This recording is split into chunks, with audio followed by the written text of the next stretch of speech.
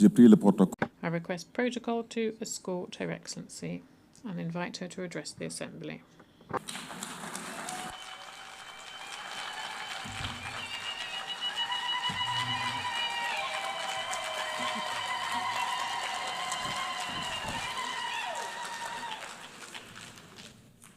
Thank you, Madam President.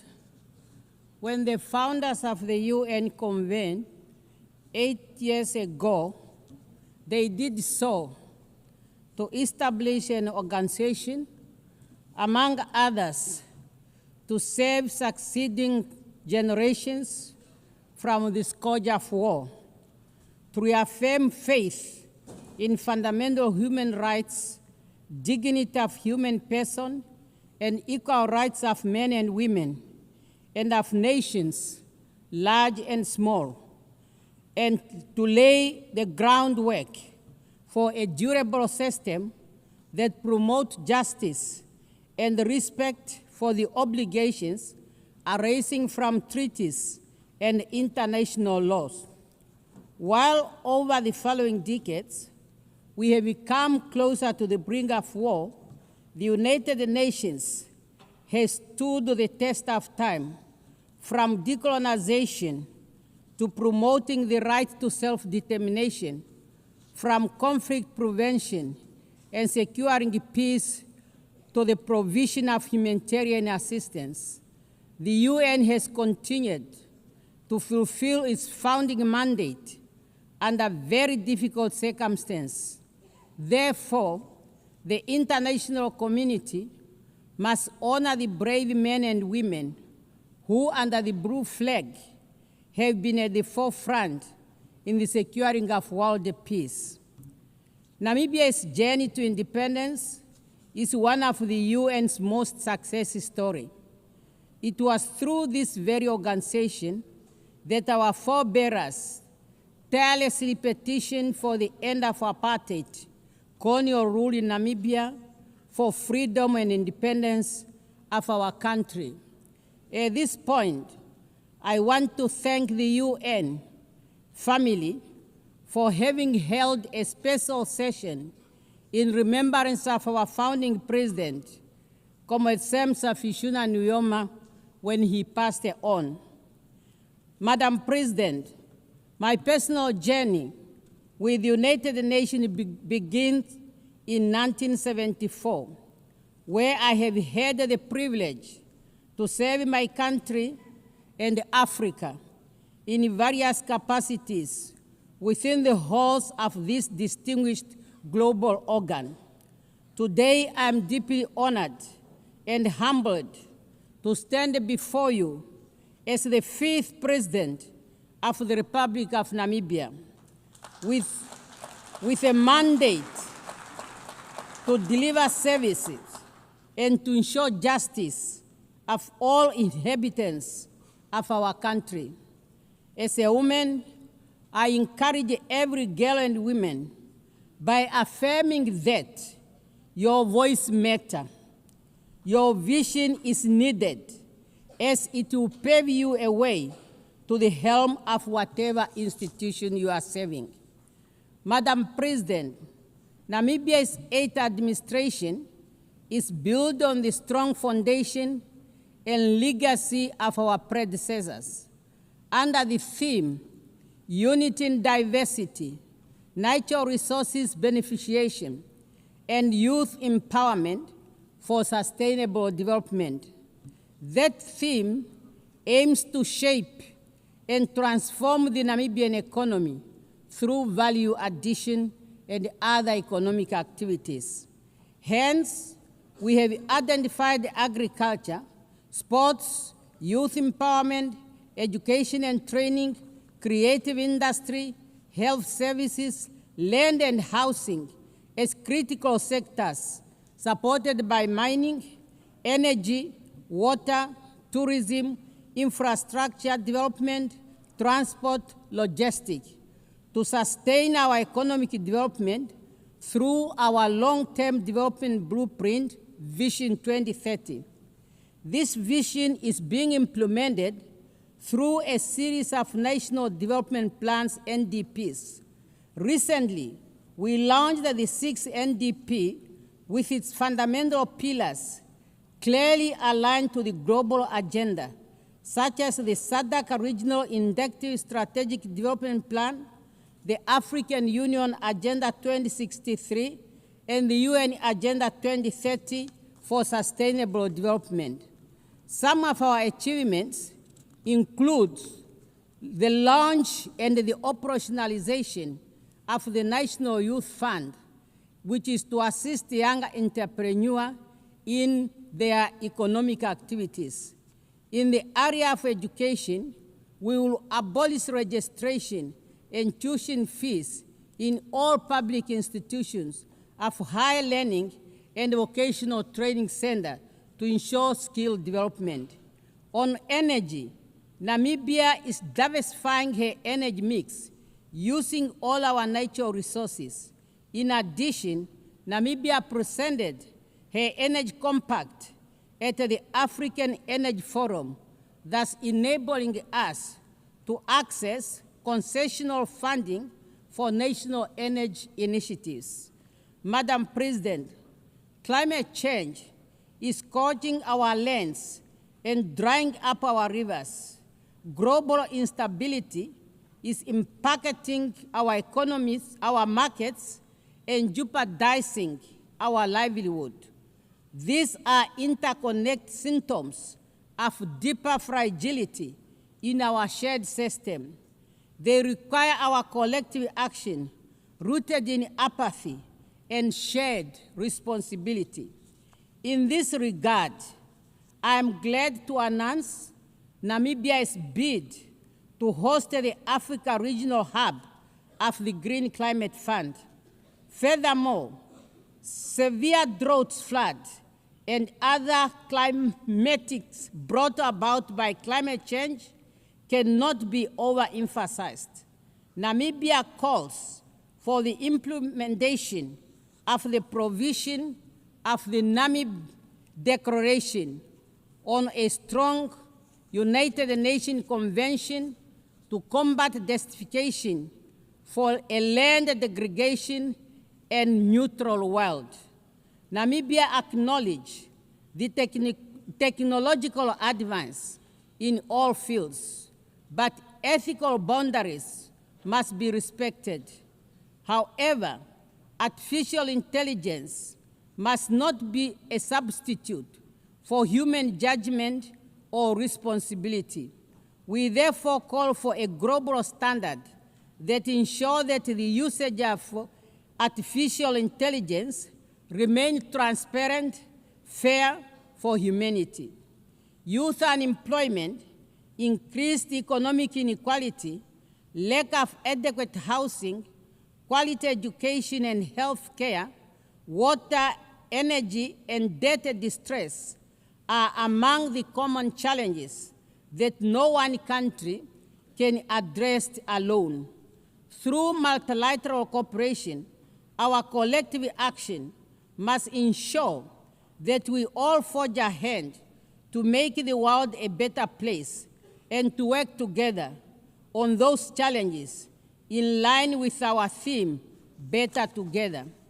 Madam President, 30 years since the adoption of the Beijing Declaration and Platform of Action, we have made much to celebrate and to ponder on.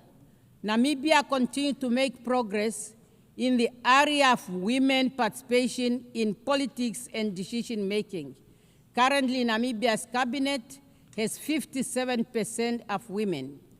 As we gear up to commemorate the 25th anniversary of the adoption of the UN Security Council Resolution 1325 on women, peace, and security, adopted during Namibia's presidency of the UN Security Council, Namibia will host 2 high-level events in Windhoek and New York. I look forward to the participation of all member states in those events to collectively reaffirm commitment to women, peace, and security agenda. And through the Namibia International Women Peace Center, we will continue to advocate for the universal implementation of the Women, Peace and Security Agenda. Madam President, we know to the ongoing efforts of the UN to ensure that we remain fit for purpose, including the UN 8 initiative. We need an agile United Nations that is inclusive, respect of the UN Charter, and its purpose and principles must be our guiding star for our future endeavors. Madam President, we are meeting against a backdrop of profound global tension. The world is fractured by conflict, displacement, and economic instabilities straining multilateral cooperation and a serious issue for us to reach consensus. A global liquidity crisis threatens to plunge millions of people into poverty and insecurity. For Namibia, those crises are real. They impact our communities, test the resilience of our ecosystem, thus need urgent attention. In this context, the Southern Africa Development Community is committed to promoting peace, security, and stability in the Eastern DRC. Namibia welcomes the ongoing efforts by the AU, SADC, and AC to align the Rwanda and Nairobi peace process and encourage the continued strengthening of political and security aspects of the challenges faced in our region. We further call upon UN Security Council and good office of the UN Secretary General to strengthen negotiation and peacekeeping initiatives towards resolutions of all conflict, including those in different parts of Africa. The impasse in the UN security over the question of Western Sahara is an injustice. More than 34 years after the adoption of the Resolution 690 of 1991, the time for the holding of the UN referendum on the right to self-determination for the people of Western Sahara is now. This year marks the 20th anniversary of the Ezuwine Consensus and the Third Declaration, which jointly constitute the common African position on the reform of the UN Security Council. We acknowledge the support from all interested groups for the common African position, which culminated in the recognition of Africa as a priority and a special case in the reform process, as reflected in the outcome documents of relevant United Nations process, including the Pact for the Future. We can no longer delay the urgent call to redress the historical injustice to Africa and address our call for equitable and balanced representation on the Security Council. Madam President, the Charter of the United Nations has laid the foundation for conditions necessary for peaceful coexistence and harmony among nations. Therefore, unilateral cohesive measures should not be used as a tool to undermine sovereign state, for this violates the Charter and the principle of the United Nations. In this regard, we call for an end to the continued illegal economic, financial, and commercial embargo imposed on the friendly people of Cuba and removing her from the list of states sponsoring terrorism. We call for an end to the illegal sanctions on Zimbabwe. We are also gravely concerned about the emerging threats against Venezuela and call for the removal of sanctions and the threats against that country. Madam President, the UN Commission of Inquiry on the occupied Palestine territory, including Israel, Eastern Jerusalem, has just released its findings that indeed a genocide is being committed against the Palestine people. Despite the clear provision of the Security Council and General Assembly resolutions and advisory opinion rendered by the international community of justice, the humanitarian situation in Gaza is worsening, and access to humanitarian aid is severely limited. A failure to address the crisis in Gaza could become the moral failure that defines this era. We call on the UN Security Council to find consensus and help put an end to the lasting conflict between Israel and Palestine. Madam President, I call for a meaningful reform of the United Nations. Has a call for the meaningful reform of the United Nations has never been more urgent.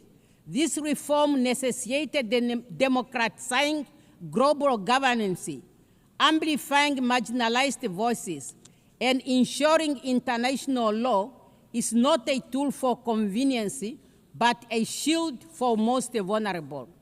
As I conclude, I wish to reaffirm Namibia's commitment to the international obligation and the multilateral order. Respect for international law is not just a legal duty, it's a moral imperative.